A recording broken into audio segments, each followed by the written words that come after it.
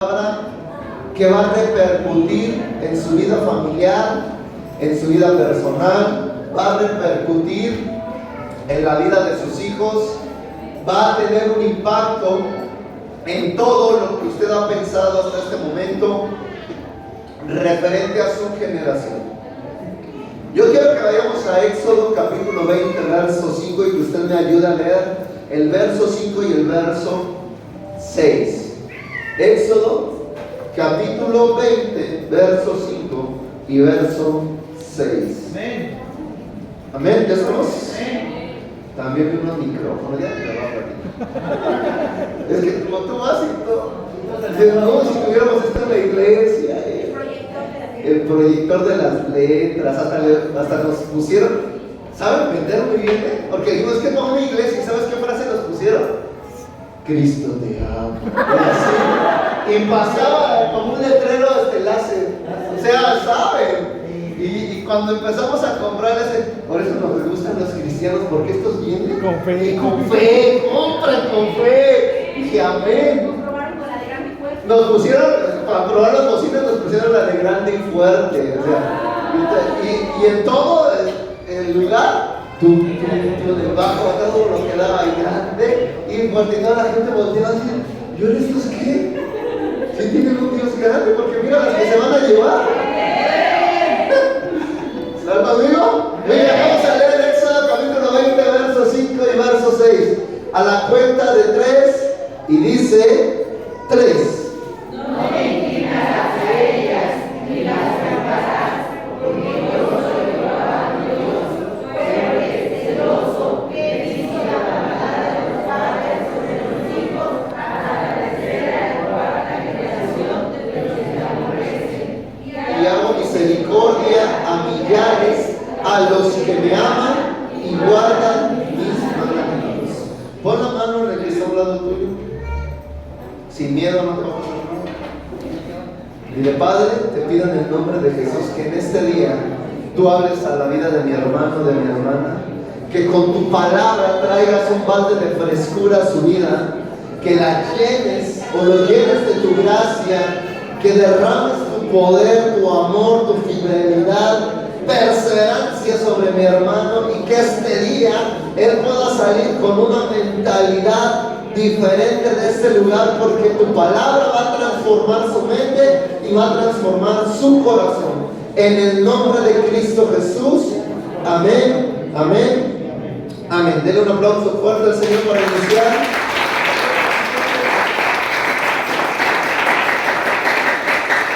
Vea, dice la Biblia: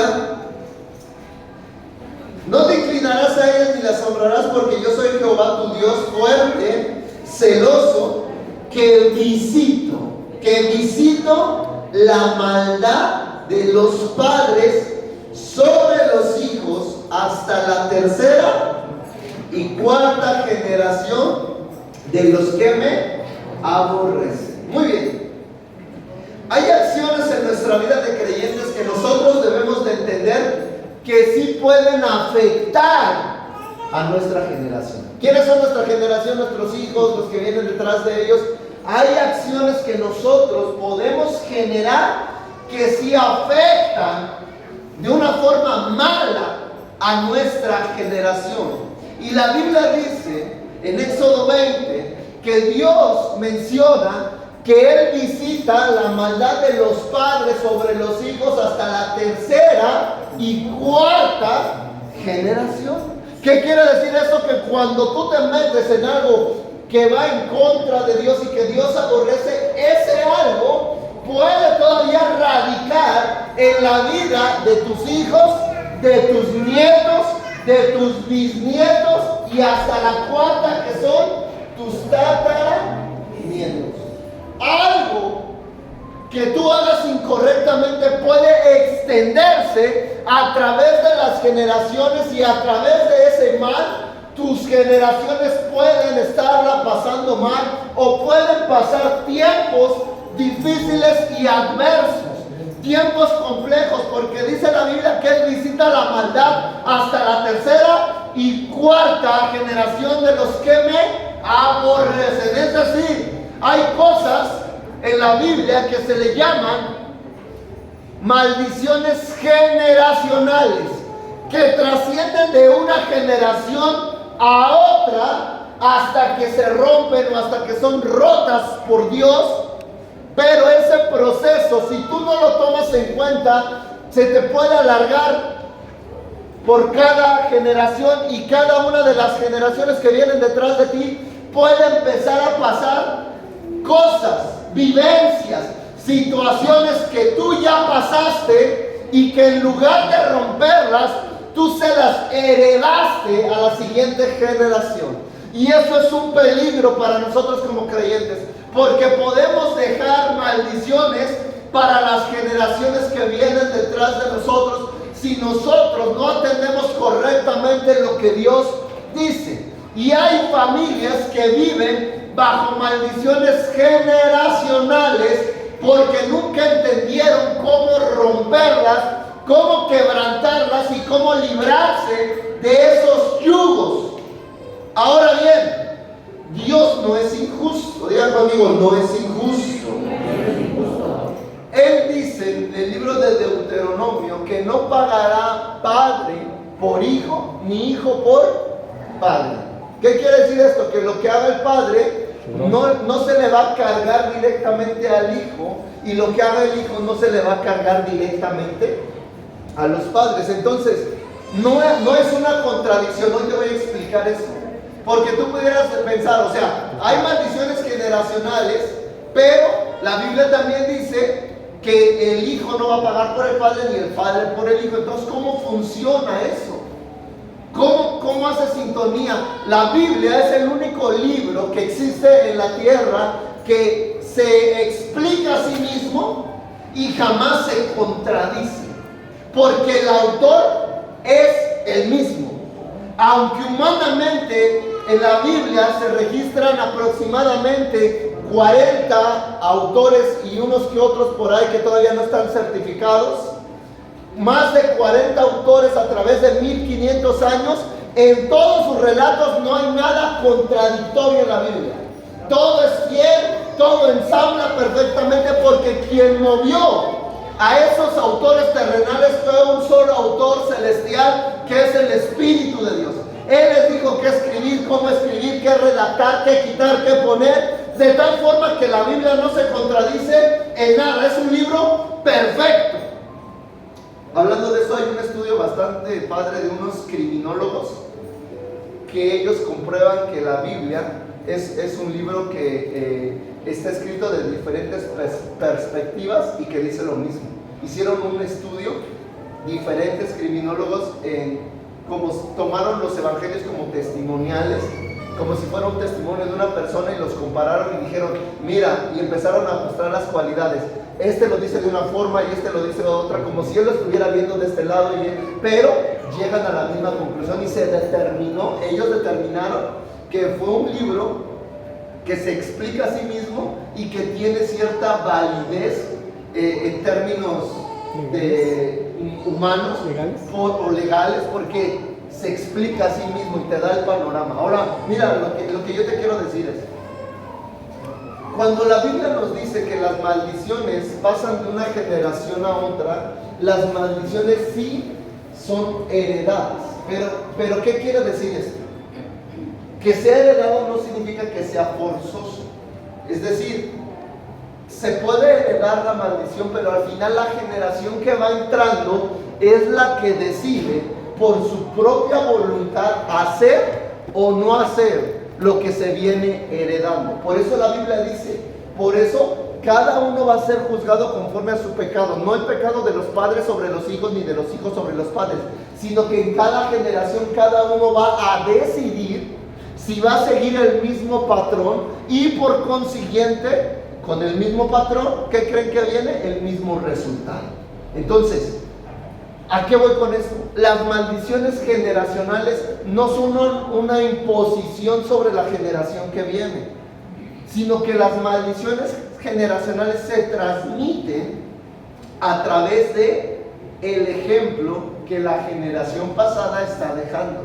Y entonces, subconscientemente, la generación que entra tiene la decisión de replicar o no replicar el comportamiento de la generación que se ha quedado atrás. Entonces, subconscientemente la generación que entra está aprendiendo de la generación vieja, de la generación que se está dejando. Tú estás dejando una enseñanza que van a tomar tus hijos. Tus hijos van a dejar una enseñanza que van a tomar tus nietos. Y tus nietos una que van a tomar tus bisnietos. Y así se va la cadena. Entonces, las maldiciones generacionales no son una imposición sobre la generación que viene, sino que la misma generación se hace de esas maldiciones a causa de la conducta y del comportamiento que ellos han aprendido y que están replicando. Y al replicarlo va a venir el mismo resultado sobre ellos. Entonces mira, las maldiciones generacionales se pasan de generación en generación, es decir, se hereda, pero no como cargas obligatorias, sino que cada generación tiene la oportunidad de decidir. Sin embargo, hay que saber que la generación decide en base al ejemplo. Diga conmigo, en base al ejemplo que se le ha dado. Y por eso es que hay muchas maldiciones generacionales en medio de la iglesia, porque se pasan constantemente entre la familia por los ejemplos de la generación anterior a la nueva. No por imposición, sino por elección. La nueva generación decide tomar la misma conducta de la generación anterior y entonces se extiende ese mal a través de las generaciones. ¿Están conmigo hasta aquí? No es una carga impuesta, sino que con nuestro ejemplo la generación aprende qué hacer y en base a ese ejemplo se hace o deshace esa maldición. ¿Están conmigo? Yo sé que muchos aquí van a pensar que nadie en su sano juicio va a decir: ay, yo quiero tener la misma maldición que tuvieron mis abuelos. O sea, nadie va a decir eso. Pero esto se trata de un proceso subconsciente en nosotros. Actuar de la misma forma que actuaba tu tatarabuelo, ¿qué va a traer? Las mismas consecuencias que tenía tu tatarabuelo. O sea, es en base a lo aprendido que se va transminando, que va siendo trascendente entre el tiempo, y es así como las generaciones perduran a través de los años, a través del ejemplo. Hay un ejemplo muy bonito, que normalmente me gusta decirlo mucho. Es de la pierna al horno. Llega la hija y llega Navidad y va a hacer la pierna al horno y la parte a la mitad y la mete al horno. Y el esposo, como somos todos los esposos ayudando en la cocina y preguntando los tips, le dice: oye, ¿por qué la partiste a la mitad? ¿Y cuál creen que es la respuesta de la esposa? No sé, así me enseñó mi mamá. Me dice: pero no, a veces los esposos somos así, le decimos: no le veo sentido a lo que estás haciendo, o sea, ¿a qué la partes? Bueno, a veces. Entonces la hija va con la mamá: oye mamá, ¿por qué partimos la pierna a la mitad? ¿Y qué creen que dijo la mamá? No sé, tu abuela sí lo hacía. Van con la abuela. Oye, ya es la mamá ahora, o la mamá con la mamá, con la abuela. Oye mamá, ¿por qué nosotros partimos la pierna a la mitad antes de meterla al horno? Y le hace: pues yo no sé por qué la haces tú así, hija, pero nosotros, cuando nosotros guisábamos, nuestra estufa era muy pequeña y nosotros teníamos que partir la pierna para poder meterla. Pero eso fue porque nuestra estufa era pequeña. Ya no se tiene que hacer así. Pero fíjate cómo se fue pasando el conocimiento de una generación a otra y a otra. Subconscientemente, solo porque vieron que alguien lo hacía, lo empezaron a replicar, y a lo mejor tú partes la pierna a la mitad todavía. Tú lo haces así y no sabías por qué, pero es un conocimiento que va atravesando el tiempo, que va atravesando las generaciones, subconscientemente, porque es el ejemplo que vimos, fue la forma en que vimos, y entonces nos lo vamos llevando a través del tiempo. Así mismo pasa con las maldiciones generacionales. Es un ejemplo malo que se va transminando a través del tiempo hasta que llega la generación en la que estamos, subconscientemente. Entonces, ¿qué es lo que tenemos aquí que resaltar? A veces, nosotros tenemos que ser conscientes de que lo que nosotros hacemos y el ejemplo que damos es el ejemplo que se va a transmitir a la siguiente generación. Yo he escuchado gente que dice: uy, mi papá tiene 3 divorcios y va por el 4. Y después, ¿qué dice ese hombre o esa mujer cuando su matrimonio está empezando a quebrarse? Dice: no pasa nada, mi papá lleva 4.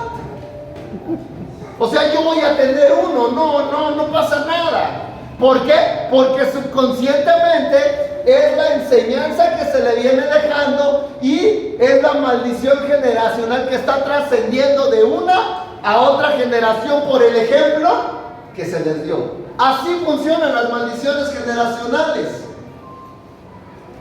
De repente las mamás no le hacen caso a los hijos y los hijos dicen: ay, mi mamá ni me hace caso. Y cuando ellos tienen sus hijos, ¿sabes qué pasa? No les hacen caso. Y se les descarrían, se les pierden, se les echan a perder, como pasó con ellos, porque están replicando el comportamiento que viene siendo el ejemplo que ellos tenían, y que en medio de ese ejemplo viene una maldición porque se hicieron las cosas mal. Entonces mira cómo operan las maldiciones a través de los ejemplos malos que hay en nuestra vida y que nosotros inconscientemente vamos tomando, y van atravesando el tiempo hasta que dañan profundamente. Y entonces decimos: ¿y por qué salió el niño así? Bueno, pues es que así fue el tatarabuelo, el abuelo, el padre, o algo que ya venía cosechando, sembrándose desde muchos años atrás. Entonces mira cómo no es algo heredado, y cómo nosotros no voluntariamente decimos: yo quiero tener la misma maldición que mi abuelo, que le decían el pirata porque nada más tenía. Quiero ser como el pirata. Nadie dice voluntariamente: yo quiero tener esa misma maldición. Sin embargo, subconscientemente la aprendemos por los malos ejemplos de las generaciones pasadas. ¿Estás conmigo? Entonces aquí viene la responsabilidad tuya. Dile al que está a un lado tuyo: no te duermas porque esto es para ti. No te duermas porque tú tienes que escuchar esto. No te duermas porque esto te involucra. Mira, en la resolución de conflictos ministeriales hay una materia teológica que se llama así: resolución de conflictos ministeriales. Te dicen: cuando tú sabes de un problema, ¿qué te crees?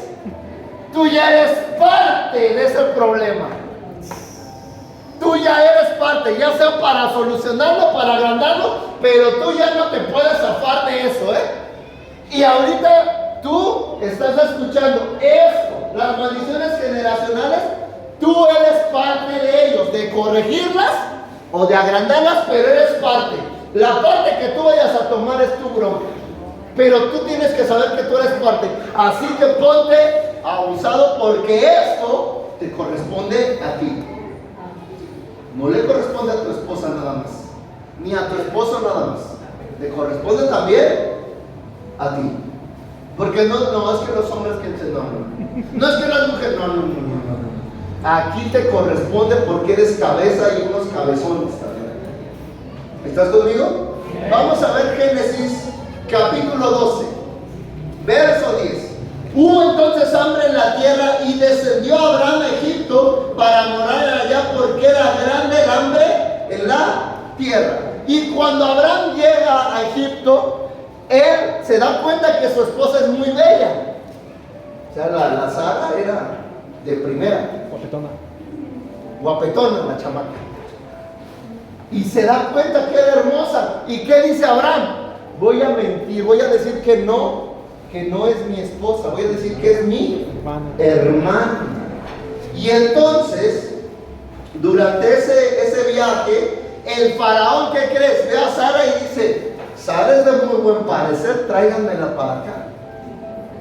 Y antes de tomarla como mujer, Dios interviene y le dice al faraón: acabas de agarrar una mujer que no es tuya, y si tú la tomas, te va a ir como en feria.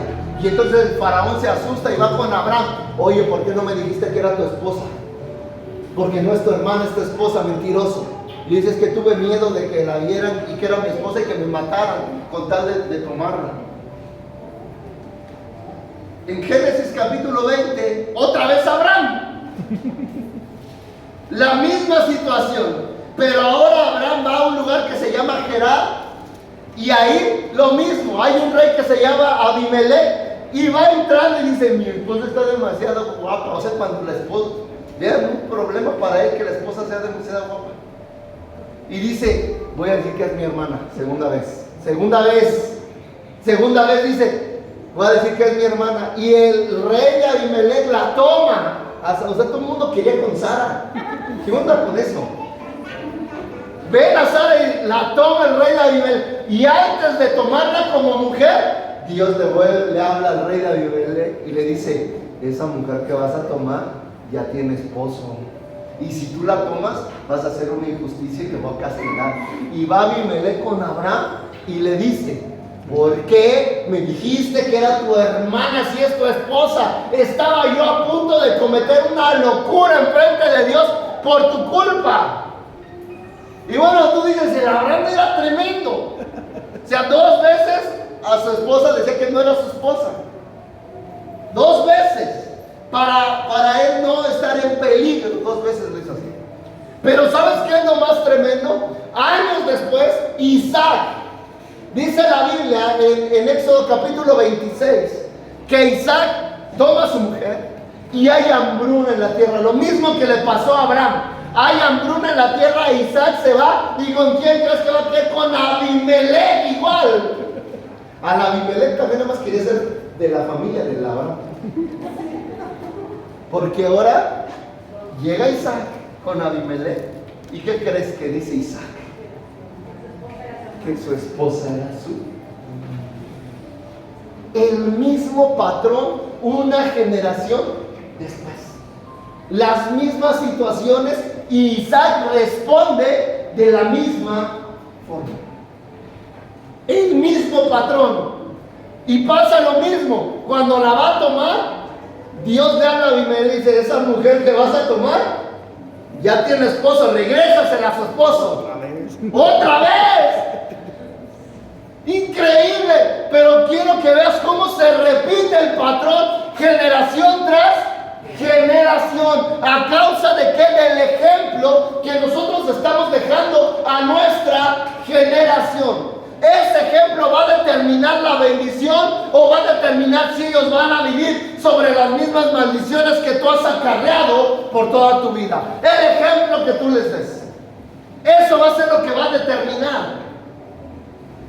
Y ellos van a tener que decidir. Esto que te voy a decir es duro. Ellos van a tener que decidir si seguir tu ejemplo o seguir el ejemplo de alguien más. ¡Wow! La generación que va entrando va a poder decidir si sigue tu ejemplo o si sigue el ejemplo de alguien más.